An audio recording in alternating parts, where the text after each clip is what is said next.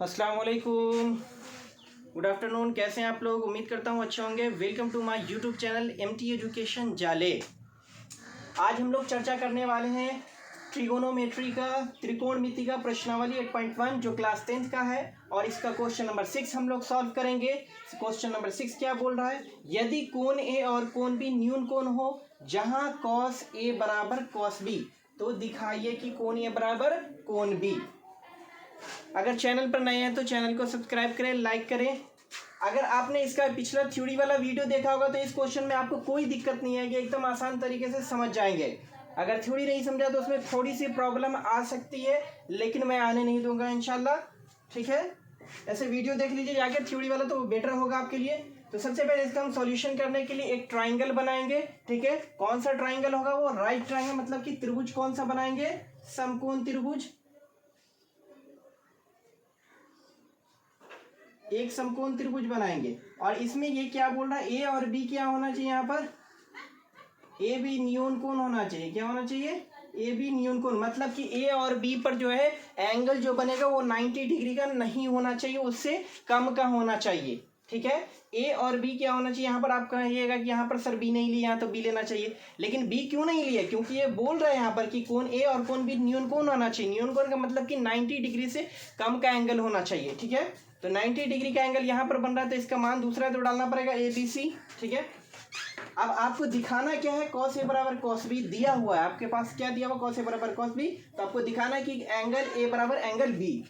तो चलिए, आपको दिया क्या हुआ? सॉल्यूशन तो लिखा ही हुआ हियर। क्या दिया हुआ है? कॉस ए बराबर कॉस बी, कॉस ए बराबर कॉस बी। अब हम करेंगे नाउ यहाँ से। अब कॉस ए और कॉस बी का आप लोगों को फॉर्मूला तो मालूम होगा। ए रहने देंगे और बी भी रहने देंगे। अगर फिर से लिखना चाहते तो फिर से लिख लेंगे। चलिए, मैं फिर से लिख देता हूँ, कॉस ए बराबर कॉस बी। अब कॉस का तो आप लोगों को फॉर्मूला याद होगा, मतलब कि कॉस का फॉर्मूला क्या होता है? बेस बटे हाइपोटेनियस, बेस बटे हाइपोटेनियस। और इधर क्या हो जाएगा बताइए? कॉस बी के लिए, कॉस बी के लिए भी वही होगा, बेस बटे हाइपोटेनियस। यहाँ पर बी लगा हुआ रहेगा। ठीक है, मैं बी इसलिए लिख दे रहा हूँ ताकि आपको समझ में आएगा कि ये कौन से एंगल से आ रहा है, ये कौन से एंगल का आपको, मतलब कि इसकी वैल्यू जो है डिग्री बताएगा आपको। ठीक है, जैसे हम लोग साइन थीटा पढ़ते हैं, कॉस थीटा पढ़ते हैं, वहां पर क्या आता है? वो जो है डिग्री का मान बताता है। ठीक है, थीटा की जगह पर ए बी लिया गया है। अब यहाँ पर आपको बोल रहा है बी और एच। क्या बोल रहा है? बी और एच। बी एच नहीं समझ में आ रहा है तो इसको हिंदी में बता दो, आधार बट्टे कर्ण, और ये भी आधार बट्टे कर्ण। अब एंगल ए के लिए क्या बोल रहा है? यहाँ पर एंगल ए के लिए है कॉस ए, एंगल ए के लिए। तो एंगल ए के लिए मैंने क्या बताया था आप लोगों को कि जिस लाइन से सटा हुआ है वहां पर एक लाइन क्या होगा? बेस होगा, मतलब आधार, और एक लाइन होगा हाइपोटेनियस, मतलब कर्ण। अब ये हो गया बेस ए के लिए एंगल, ये बेस हो गया AC। क्या हो गया? AC इसका बेस हो गया, और हाइपोटेनियस बदलता नहीं, कर्ण वही रहेगा, AB का AB इक्वल। अब B के लिए जो हम लोग, B के लिए क्या है? B के लिए बताइए, यहाँ पर B के लिए जो होता है ऑलरेडी वही होगा, मतलब इसको हम लोग बेस मानते हैं। क्या मानते हैं? इसको बेस, ये परपेंडिकुलर, ये हाइपोटेनियस होगा। ठीक है, तो इसके लिए बेस, इसके सामने जस्ट क्या होगा? ये परपेंडिकुलर होगा, ये हाइपोटेनियस होगा, और ये बेस होगा। तो बेस इसका देख लीजिए कितना है? BC। और इसके लिए आपको कर्ण तो वही होगा, मतलब हाइपोटेनियस AB का AB ही होगा। चलिए, AB का AB हो गया। अब देख लीजिए कि नीचे बट्टे में सेम चीज है, तो बट्टे में सेम चीज है तो दोनों कट हो जाएगा। अब बचा क्या बताइए?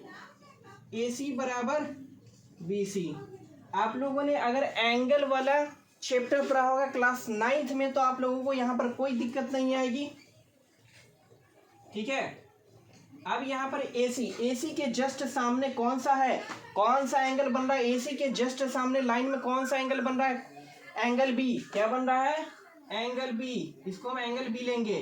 अब BC के जस्ट सामने, BC लाइन के जस्ट सामने परपेंडिकुलर वाला देख लो, यहाँ पर है, ये जो एंगल बन रहा है ये BC का एंगल होगा, कोण A।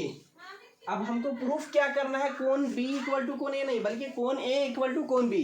तो हम इसको या करके, या और लिखना है तो और करके लिख सकते हैं, कोण A इक्वल कोण बी।